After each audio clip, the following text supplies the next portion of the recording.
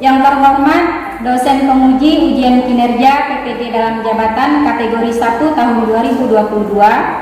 Perkenalkan, saya Fitria Indrasari, saya guru di SMA Negeri Unggul Darmasraya, Kabupaten Darmasraya, Provinsi Sumatera Barat. Pada kesempatan ini, Rabu tanggal 5 Oktober 2022, saya akan melaksanakan kegiatan praktek pembelajaran untuk memenuhi ujian kinerja PPG dalam jabatan kategori 1 tahun 2022 dengan mengambil materi kelainan dan penyakit pada sistem pencernaan kelas 11 dengan menggunakan model problem based learning. Berikut videonya, selamat menyaksikan.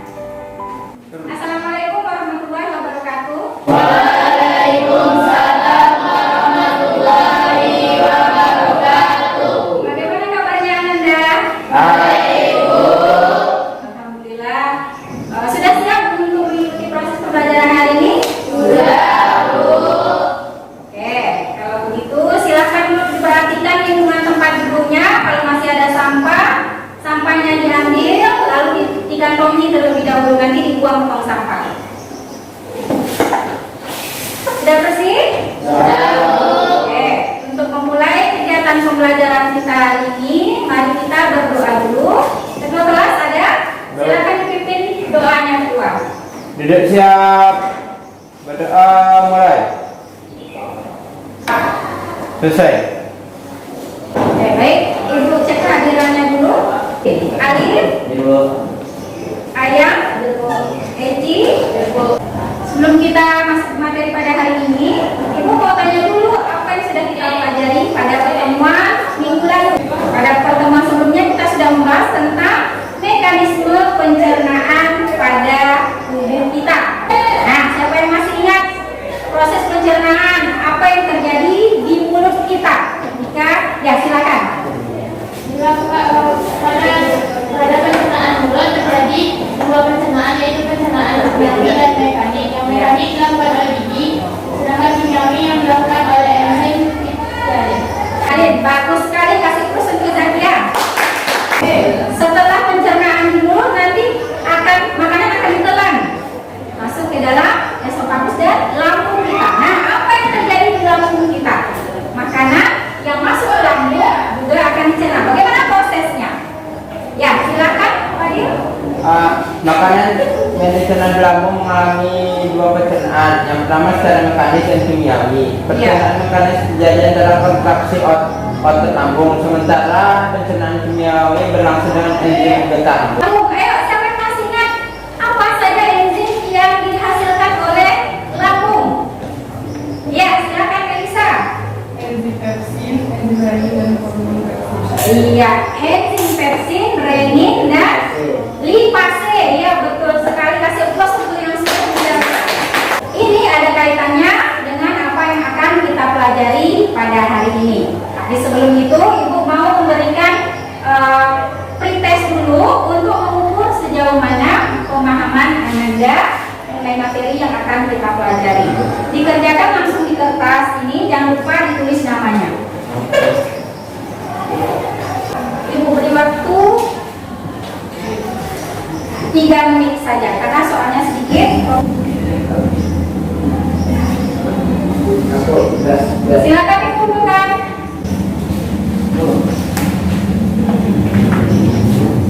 Bentar, silakan Anda baca-baca materi yang akan kita pelajari pada hari ini. Ibu mengoreksi pretest Anda ini dulu sebentar.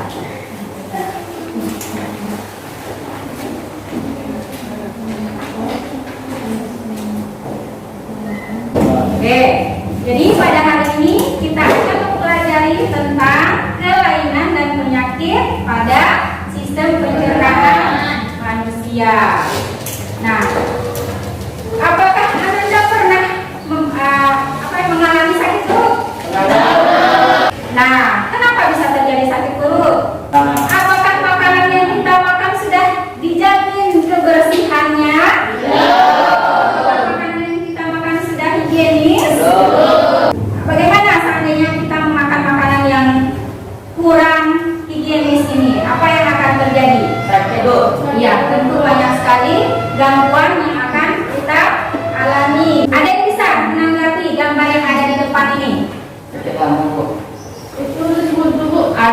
buntu, ada sakit lambung. Terus yang di bawah Sembelit. ada sebelit. Nah, yang ini ambeien, yang ini diare. Kenapa bisa terjadi penyakit-penyakit seperti yang ada di gambar ini? Adanya bakteri.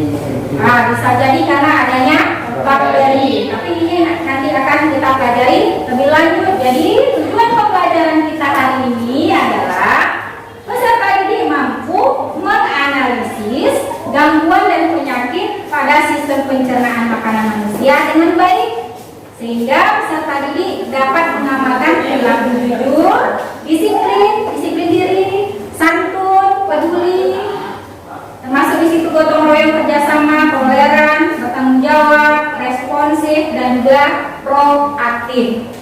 Ada manfaatnya yang akan kita peroleh setelah mengikuti proses pembelajaran hari ini. Peserta didik nanti akan menerapkan pola hidup sehat. Jadi tahu bagaimana caranya menjaga kesehatan organ-organ pencernaan. Kemudian manfaat lainnya meningkatkan rasa syukur. Sekarang semuanya sehat? Sehat.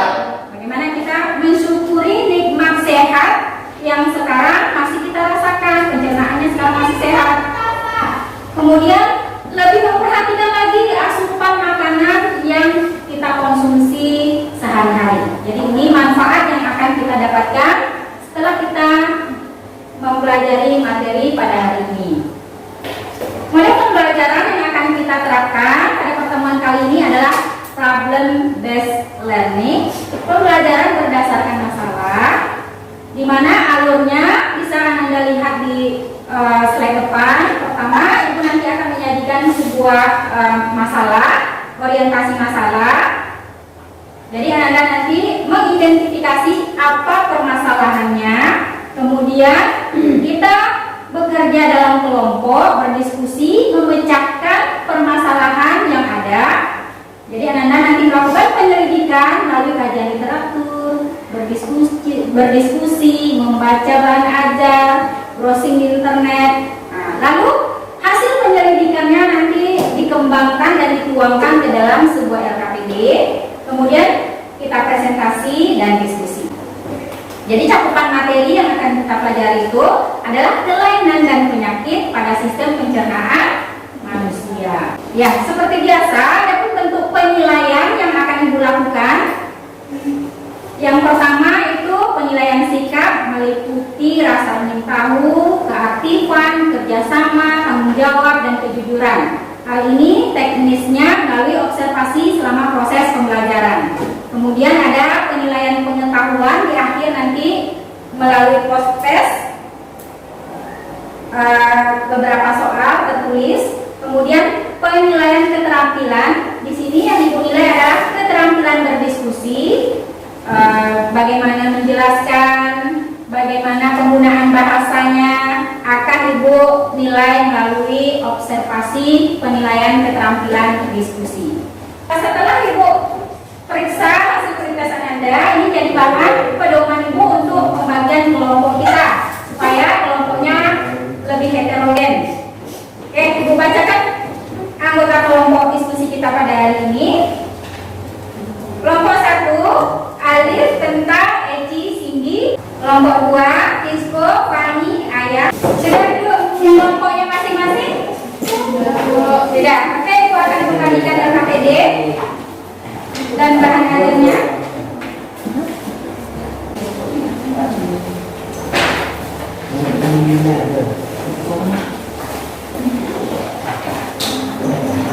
Oh, ini banyak makan. Mana? Oke, sebelum kita memulai mengerjakan LKPD, silakan dulu ditonton video yang ada di depan. Aku akan putar video dulu. Pemirsa Ayo Sehat, menjaga kesehatan tubuh tentunya tidak hanya pada bagian luar tubuh saja, namun kesehatan pada bagian dalam tubuh juga harus tetap kita jaga. Salah satu cara untuk menjaga bagian dalam tubuh kita adalah dengan mengkonsumsi makanan yang sehat sesuai dengan kebutuhan tubuh kita, seperti saluran pencernaan yang kurang terjaga, tentunya dapat menyebabkan penyakit muncul, tidak hanya pada bagian dalam tubuh kita, namun hal ini juga akan mengganggu kesehatan pada bagian luar tubuh kita. Salah satu penyakit dari saluran pencernaan yang kurang terjaga kesehatannya adalah wasir. Saat ini masih banyak masyarakat yang masih beranggapan bahwa wasir disebabkan oleh asupan makanan yang pedas. Namun, hal ini tidak sepenuhnya benar. Akan tetapi, berlebihan dalam mengkonsumsi makanan pedas dapat mengakibatkan seseorang mengalami diare berkepanjangan hingga berubah menjadi wasir, sembelit atau sulit buang air besar. Umumnya disebabkan karena kurangnya perhatian terhadap asupan makanan yang kita konsumsi. Makanan berserat seperti sayuran dan buah-buahan akan sangat membantu tubuh kita guna terhindar dari wasir. Nah, setelah proses penyerapan makanan ini kan makanan akan dikeluarkan di usus besar. Nah, untuk untuk kotoran bergerak ini di usus besar ini dia perlu 3 hal sebenarnya. Jadi pertama unsur serat, kemudian unsur minum, air, dan bergerak. Jadi feses kita, kotoran kita ini bisa terus dia akan naik, kemudian mendatar dan turun. Ini 3 hal tadi, termasuk dari serat tadi. Nah, sekarang bagaimana nih kalau kita kurang serat? Ya tentu kotoran ini menjadi agak susah untuk bergeraknya di usus besar ini. Karena posisi ini perlu tadi 3 hal tadi. Lalu kalau di usus laut dia gerak cepat ini. Dia memang yang Maha Kuasa menciptakan hal tersebut begitu ya. Nah, tapi kalau di sini butuh 3 hal tadi, perlu air, perlu sayur-sayuran, dan perlu bergerak untuk bisa memindahkan feses ini turun ke bawah sampai kita keluarkan pagi hari misalnya seperti itu. Sudah dilihat tadi videonya? Ada yang mau memberikan tanggapan? Apa yang menyebabkan penyakit apa tadi yang dibahas di video tadi? Belit dan juga wasir ya. Nah, apa tadi penyebabnya katanya? Ada yang mau memberikan tanggapan? Silakan. Ya, silakan. Kekurangan makanan berserat, Kurang makan berserat, lalu kurang bergerak atau aktivitas. iya, kurang bergerak atau kurang beraktivitas, dan juga kurang minum air putih. Jadi itu salah satunya ya. Oke, di LKPD itu ada beberapa permasalahan yang sudah Ibu sajikan. Silakan Anda diskusikan bersama anggota kelompoknya bagaimana pemecahan permasalahan-permasalahan yang ada terkait dengan gangguan dan kelainan pada sistem pencernaan kita. Silakan dibaca dulu ketentuannya. Ada materi singkat, ada alat dan bahan, langkah kerjanya, bacalah LKPD dengan cermat, carilah informasi mengenai materi, kemudian diskusikan bersama anggota kelompok, lalu presentasikan hasil penyelidikannya. Kalau ada pertanyaan silakan. Boleh menggunakan Android-nya untuk mencari literatur dan informasi sebanyak-banyaknya terkait dengan permasalahan yang ada pada LKPD. Kalau ada yang mau ditanyakan, silakan. Yang mana nomor 1? Ya, sebanyak-banyaknya boleh. Nah, ya, boleh seperti itu. Apa penyebab utama dari bulan? Lanjut ke yang kedua. Berarti yang pertama ini sudah ya? Ya, lanjut ke permasalahan yang kedua. Kok berapa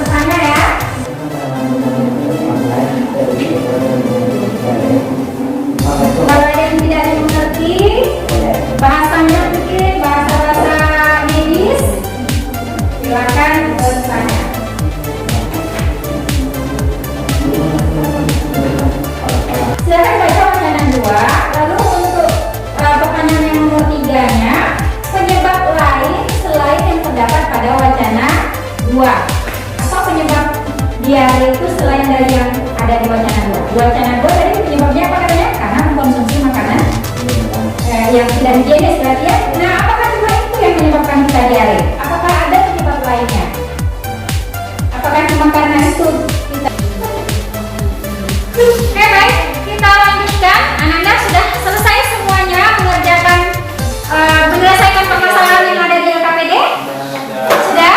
Ya, Bu. Sudah. Kita lanjutkan ke presentasi lagi. Kelompok 4 katanya akan presentasi pertama sekali. Kita persilakan kepada kelompok 4 untuk mempresentasikan hasil diskusinya. Sebelumnya kita kasih semangat dulu untuk kelompok 4, kasih plus dulu untuk kelompok 4. Bahaya penyakit gastritis. Menurut data dari WHO, Indonesia menempati urutan keempat dengan jumlah penderita gastritis terbanyak setelah negara Amerika, Inggris, dan Bangladesh, yaitu berjumlah 430 juta penderita gastritis. Insiden gastritis di Asia Tenggara sekitar 583.635 dari jumlah penduduk setiap tahunnya. Kemenkes RI 2008. Bahaya penyakit gastritis jika dibiarkan terus-menerus akan merusak fungsi lambung dan dapat meningkatkan resiko untuk terkena kanker lambung hingga menyebabkan kematian. Berbagai penelitian menyimpulkan bahwa keluhan sakit pada penyakit gastritis paling banyak ditemui akibat dari gastritis fungsional, yaitu mencapai 70-80% dari seluruh kasus. Gastritis fungsional merupakan sakit yang bukan disebabkan oleh gangguan pada organ lambung, melainkan lebih sering dipicu oleh pola makan yang kurang sesuai, faktor psikis, dan kecemasan. Menurut Syadam 2011, atas masalah ini, yaitu makanlah dengan porsi kecil tapi sering. Jadi jangan biarkan perut Anda kosong. Yang kedua, perhatikan pemilihan makanan dan minuman.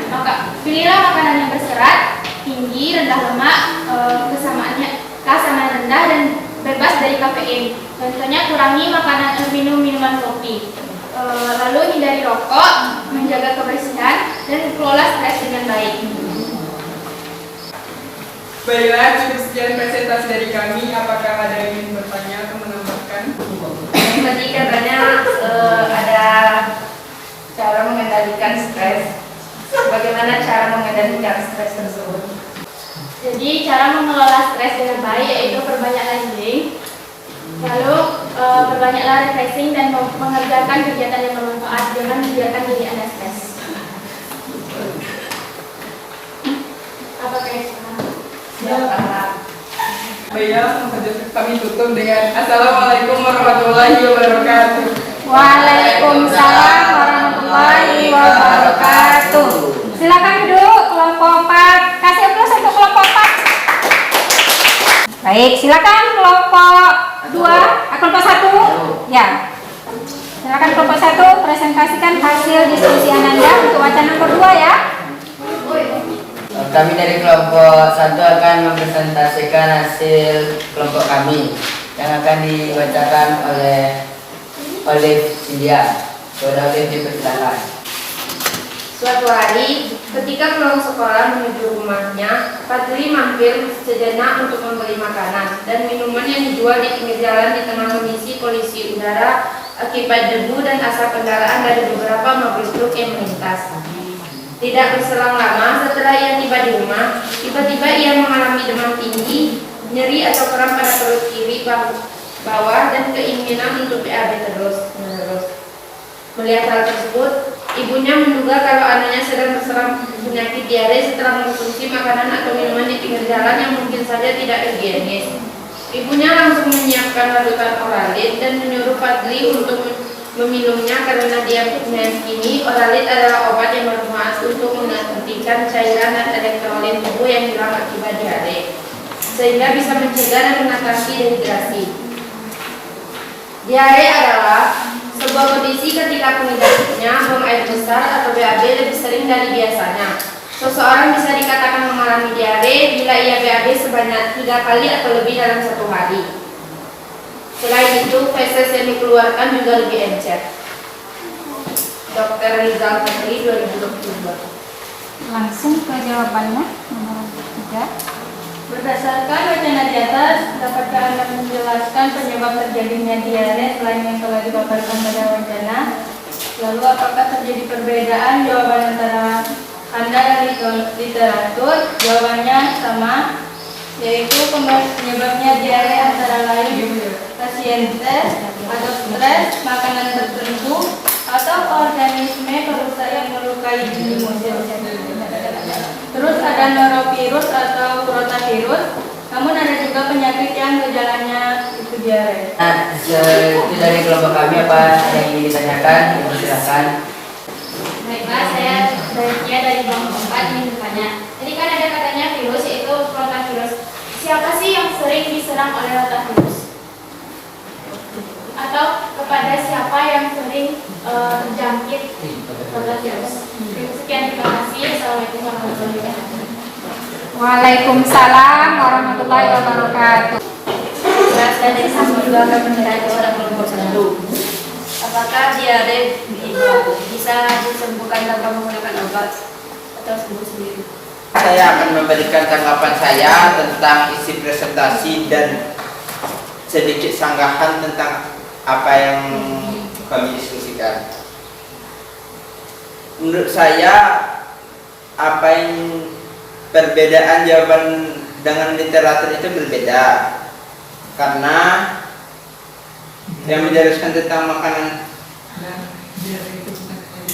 diare itu bukan hanya disebabkan oleh makanan, tapi juga faktor psikologis, rasa cemas, mengkonsumsi minuman keras, alergi makanan, dan efek samping obat-obatan, serta radang pankreas kronis.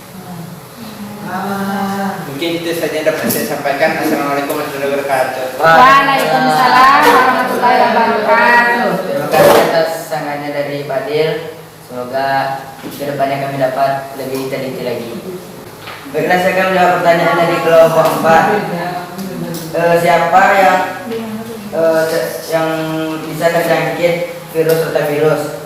Yaitu sebagian besar yang terjangkit rotavirus anak berusia di bawah 5 tahun. Itu apa kurang atau bagaimana? Baiklah, dari kelompok 4 sudah terjawab. Selanjutnya untuk kelompok 2. Baiklah, saya akan menjawab pertanyaan dari kelompok 2. Apakah diare dapat disembuhkan tanpa menggunakan obat?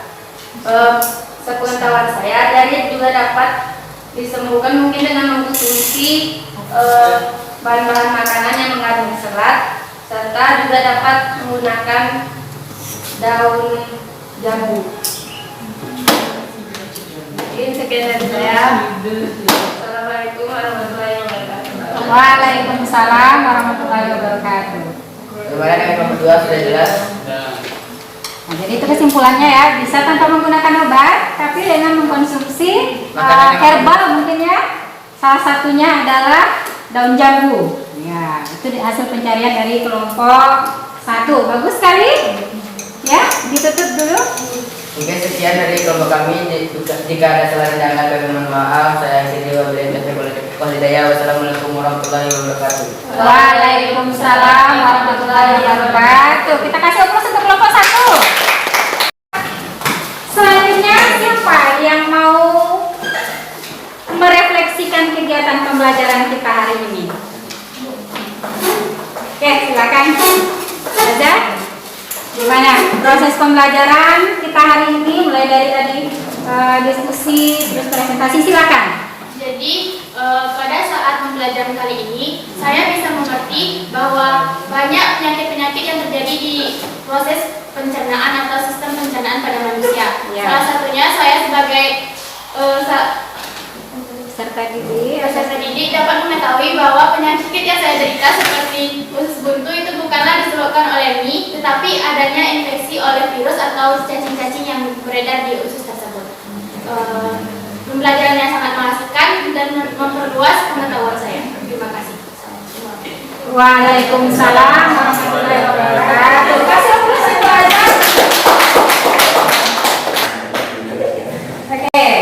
Selanjutnya Ibu ingin memberikan penguatan ya. Ibu sudah mengamati tadi presentasinya, diskusinya sudah Ibu observasi tadi. Ada beberapa hal mungkin yang perlu kita lengkapi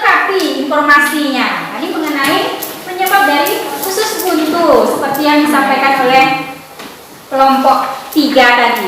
Sebenarnya penyebabnya banyak. Iya betul. Statementnya sudah betul, penyebabnya banyak. Bukan hanya disebabkan oleh cacing dan juga bakteri. Ya, ada penyebab lainnya. Salah satunya adalah pola hidup kita, gaya pola makan kita. Di video tadi juga sudah kita saksikan, ternyata usus buntu itu bisa disebabkan karena kurang gerak, kurang olahraga, karena berpengaruh pada gerak peristaltik usus besar kita. Ketika kita kurang berolahraga, berarti pergerakan feses kita juga ikut menurun geraknya, tidak cepat gitu, sehingga pengeluaran feses menjadi terhambat.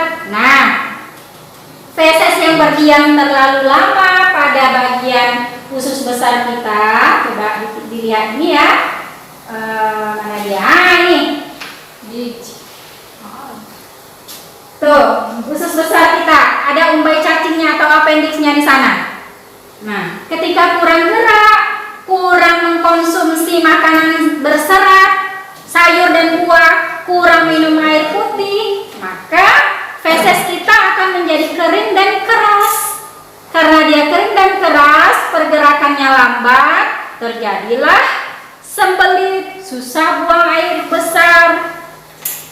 Kotorannya mengendap di bagian usus besar ini. Ada sekum ini ya, ada kolon naik, kolon datar, kolon turun.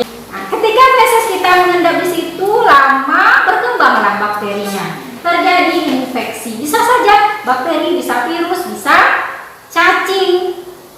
Karena fesesnya sudah lama berdiam di situ, terjadi infeksi. Nah, itu yang menyebabkan pembusukan pada umbai cacing. Terjadilah infeksi usus buntu atau istilahnya apendisitis. Nah, tadi pengalaman teman kita ternyata ada yang mengalami usus buntu ini.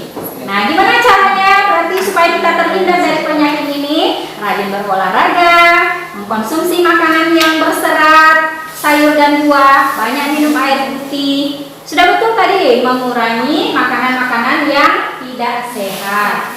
Oke, jadi ada banyak sekali ya penyakit yang bisa menyerang pencernaan kita. Ada apendisitis, ada malnutrisi. Ini mungkin tadi sudah terbaca apa saja penyebab dari penyakit-penyakit ini. Ada malabsorpsi, ada parositis, gondongan, parotis, kelenjar ludah mengalami infeksi. Nama penyakitnya parositis atau gondongan. Pernah mungkin waktu kecil dikasih belau di pipinya? Ada yang pernah?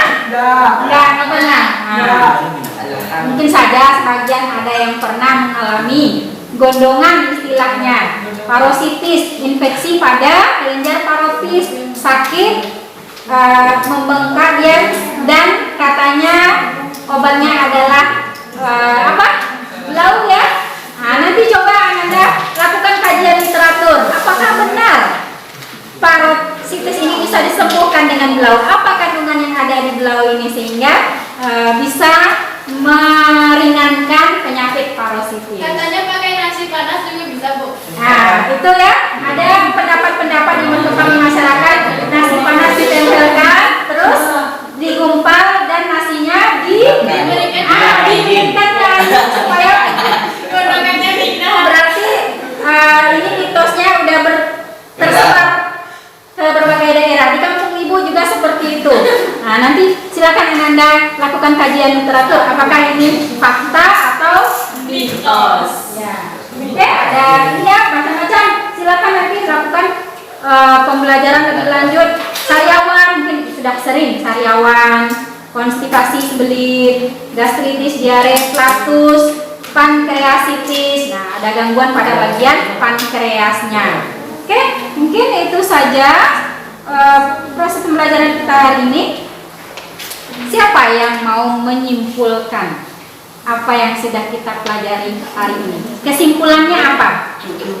Ya, silakan, Ayah. Oke, apa yang kesimpulan dari pembelajaran kita hari ini? Baiklah, saya akan menyimpulkan Dalam hal ini yaitu gangguan pada sistem pencernaan dapat disebabkan bakteri atau virus. Ya. Yang dapat menyebabkan rasa mual yang terjadi mulas dan tak bertenaga. Dan dapat mengetahui penyebab penyakit gangguan pencernaan yang paling utama ini adalah pada pola makanan yang mungkin tidak sehat. Ya, pola makan yang tidak sehat. Tidak? Nah, kasih untuk ayam dulu. Ada yang mau menambahkan? Oke, sekarang silakan dikumpulkan ya KPD-nya. Kita akan melakukan penilaian akhir post test. Silakan dikumpulkan, satu orang per kelompok mengumpulkan KPD-nya. Ya.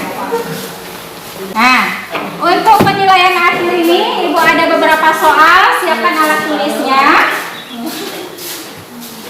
Ibu akan bagikan lembar soalnya. Silakan Ananda jawab langsung di lembaran yang Ibu bagikan. Jangan lupa ditulis nama.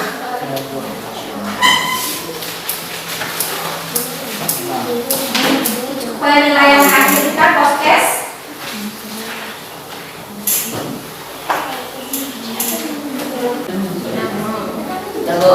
Sudah? Boleh dikumpulkan masing-masing kelompok mengumpulkan, ketua kelompoknya mengumpulkan lembar post testnya.